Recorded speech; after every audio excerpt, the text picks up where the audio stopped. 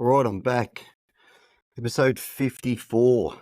I did have actually a couple of attempts this week of recording a podcast. Ended up with some technical difficulties and couldn't get back in front of the microphone. On my own again this week for the Run Fast podcasts, episode 53. Chris is doing a little bit of a renovation at the moment, painting the house, he said. Fun and games. But anyway, he'll be back next week, actually on Monday or Tuesday next week. But just wanted to get back online, get back in your ears, basically, and talk to you about a couple of things. Consistency, winning the race every time, and hill running or hill training for all athletes, not just runners, for everybody. I don't think you can go past including hills, no matter if you're a tennis player, high rocks athlete, sprinter, endurance runner, whatever you are. But consistency, it's one of the things that I've applied to my life in a few different areas, but with every time I apply consistency to my life, basically, I have success. I was inconsistent in my work when I was young and jumped all over the place, couldn't really find what I loved, wanted to do. Basically nothing worked. Started a few businesses, basically just didn't stick at it long enough and I wasn't consistent enough. Didn't work, obviously. But the things that I have done, when I moved into the property space, I did okay, but, spent 10 years, learned the ropes, and got out, went across to e-commerce, didn't do so well. Maybe COVID got me a little bit there as well. But, but when it comes back to my sporting life, I was never a, world-beating athlete, but I was quite a good Aussie rules footballer, but did it consistently for 20 plus years. Moved across the track. Was a consistent track athlete for 20 plus years and ended up doing okay. Got ranked in my early 40s over the 400 and, ran some okay times. And I do believe that it's just that consistency that will eventually, for most athletes, we're talking now, even myself, we're recreational athletes. We just want to better ourselves on a weekend basis or against our own time. That's why we love running so much. It's you on the watch. You don't have to worry about who else is around you. You just put one foot in front of the other and you're looking to beat your time. It's also why I've started to compete and also participate in high rocks. It doesn't matter about the other athletes unless you're at the elite level. It's just about you and the clock. Consistency will, get you 90% of the way there, I think. Yes, you still need some sort of training program to follow along with, but I think that comes back to consistency. I think you've got a training program that will help you be consistent. And I think for you athletes, having some sort of simple and basic program to follow and also having somebody to actually complete that program with, a buddy, a friend, a group, whoever it may be. I think most people, if they've got someone to rely on, they do a lot better. And I think I read a stat somewhere the other day that something like 40% of gym goers that actually meet up with a friend end up sticking at it for the long term, as opposed to most people, you get all pumped up in the first 6 months and then they fall off the wagon and just go back to old habits and they miss a few sessions and that becomes it, and I've seen so many friends do this. I made a comment the other day, or for a buddy of mine made a comment to me that he was really consistent at paddling all the time. Now he's ski or he surf ski in Sydney here is old and got holes in it and he hasn't replaced it and he's just lost that consistency with training. And he said to me that I said to him some years ago, something that stuck with him was that you need to find something that you really enjoy, because the consistency side of it is easier and you'll stick to it. And he said that for him was paddling. So I really believe in that aspect as well, that find something that you really enjoy. And it even goes with any training. You might enjoy running. And we all know there's certain elements of running that you have to do if you want to improve. You need to do your long runs. You probably need to do some sort of threshold run and interval run, blah, blah, blah, blah, blah. But if you just want to enjoy running, you don't need to do any of this. You just need to be consistent as a runner. You just need to go out, and whether that's a walk run, whether that's a long run, a slow run, a fast run, whatever run it is, it's just about being consistent. And for the majority of people out there, if you're just consistent, you will be able to compete that park run on the weekend, or that 10K fun run that you want to do, or that half marathon and so forth. And it's been interesting, for me, it's been a transitional period from track running to slightly longer running. For those who have listened to me a little bit, I'm, running sort of finish Ks, and I want to improve my 5 and 10K time. I might get that up to a half marathon if my body can cope with the load, but it's been the consistency. It's, I've just run 8Ks this morning, and it was probably one of the easiest 8Ks that I've run. The time wasn't super fast. It was up and downhill, but I'm recovering better and better all the time, because my body's just getting used to it, and I'm just being consistent with it. I'm running 4 times a week. I'm mixing that up. I'm doing one longer run, one recovery run, sometimes 2 if I can fit it in, an interval run, and I'm trying to do a hill session or lighter sort of, mixed up interval run 1 day a week. It depends on where I'm at in the week. If I've had a pretty stressful, heavy week on my body, then that Sunday run becomes a recovery run as opposed to an interval or a hill run.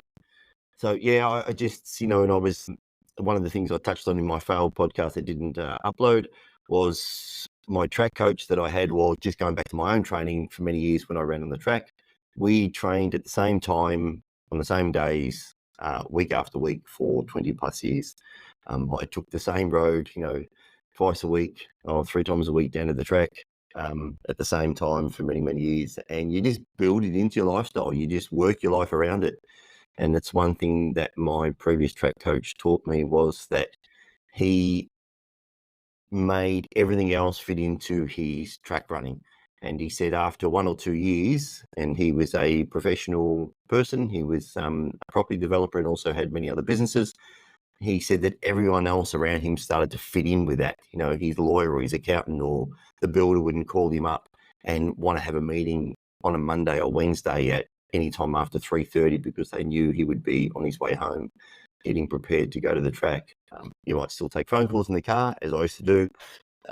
I'd be walking around the track, basically before we warmed up on the phone and right up until we actually started that first run. And then I would switch my phone off, and it's that nice downtime that you don't take any calls, you don't hear from anybody, you get to switch off. And I think after a while, people that are professional and important to you and want to work with you just respect that. They don't actually frown upon it that you're not working hard. They just respect it. Like all of us, I used to go home and work after that. After my training session, I'd leave the office or the building site at 4 o'clock, and I wouldn't get back to somewhere around 6:30, and then I would actually work for a couple of hours to make up that time.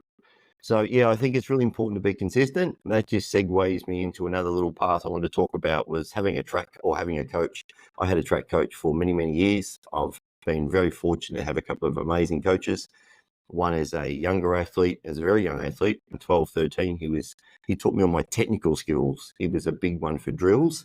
And I think, as a distance runner, if you want to really learn drills properly, then I would actually go to a track coach first. They're just a master at drills. And he was an Olympic coach for the Irish Olympic team and then landed in Australia and took up coaching for many years here. Then I was fortunate enough to have another great coach up in in Melbourne after that, who was also very, very big on drills. And then in my next coach up in Sydney, the same thing. As a track runner, we always do a lot of drills, prior to every session to warm the body up and practice that pattern of sprinting. If you want to expedite your running, I would highly recommend having a coach, even if it's for a short period of time. They bring invaluable information and knowledge, and they compress the learning time frame. They will potentially prevent you getting injuries and overtraining, and they will accelerate your learning and your road to success. I'm fortunate enough, I know a little bit about running, so I'm actually, predominantly self-coached, but I am going to employ myself a coach soon just to take me to that next level and just to play around with my program a little bit. But if you're an absolute novice and don't understand the fundamentals of programming and training and running and the different blocks and some of the strength elements that you need to be doing in the gym, I highly recommend getting a coach. Yes, it's an expense, but look at it as an investment in yourself. I think you can get an online track coach for maybe, a very good one for maybe like $160 or $200 a month, probably cheaper. But if you think about that and break it down, it's probably a couple of cups of coffee a day or something, which if you look at it that way, it's just such a great investment in yourself to accelerate your progress. And maybe just if you're tight on funds, and I know it's tough out there at the moment economically, that you just let the coach know, look, I can only do this for a couple of months, so I just want to get to this particular point, then I'll actually go off and follow the program on my own for a few months, and then I'll come back. And they'll respect that. Coaches actually do this predominantly out of love because they're so passionate about the sport. So yeah, just a couple of things there. Consistency in getting a coach, I think, is a key element just to get you going, and even for all athletes basically, but particularly when you're starting out, just to learn the basics and the fundamentals. I also wanted to touch on hill running. I'm going to write an article about hills and why I love them so much, but I think everybody across every sport should include hills into their weekly program. They are just a great way to build strength, build strength endurance, to build your VO2, to build mental toughness, and just all round just a great session. They are low injury risk. Basically, when you're landing in front of you, your foot is slightly coming up to you, as opposed to, for a lot of people, when they try and run faster, they overreach. When you're running hills, you tend not to be able to overreach. Your foot will still land underneath your hips, which is a very important thing. So you can actually run quite fast. And the interesting thing about hill running, you feel like you're running faster, but you actually can't run that much faster because of the incline. You're just slowing down, obviously. If you want to increase your speed, let's say you're trying to run shorter distances, I wouldn't make the hill too steep. If you're trying to increase your strength and your strength endurance, then you can make that grade a little bit steeper. As an example, as a sprinter, we would only run somewhere between 3, 4, 5% maximum up the hill. And that would be, we would actually do no more than 8 runs. That hill would typically only be around about 150 meters long.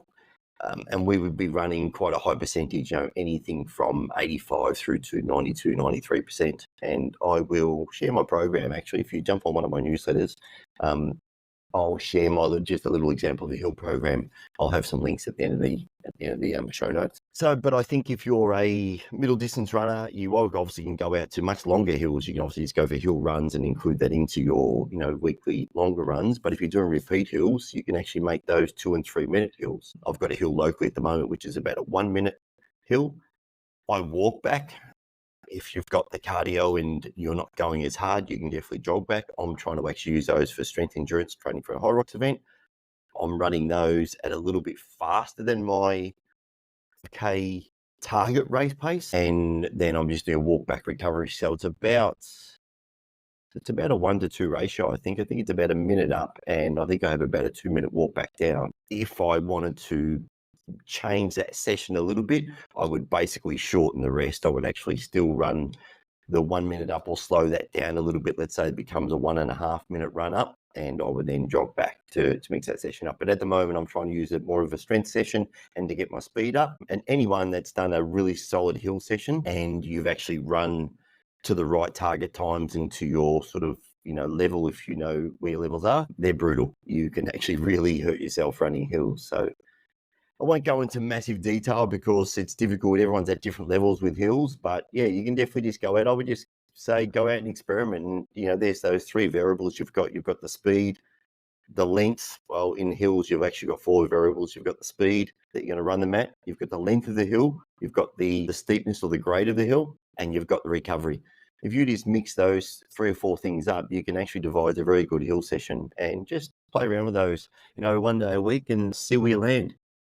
Anyway, short and sweet. Yeah, Chris is back on next week, and then I'll have Brady on there in a couple of weeks, the sports physiologist, that will have a bit of a chat. I'm not too sure we'll chat about yet. I think I'm going to let him run the conversation, and have a great weekend, and bye for now.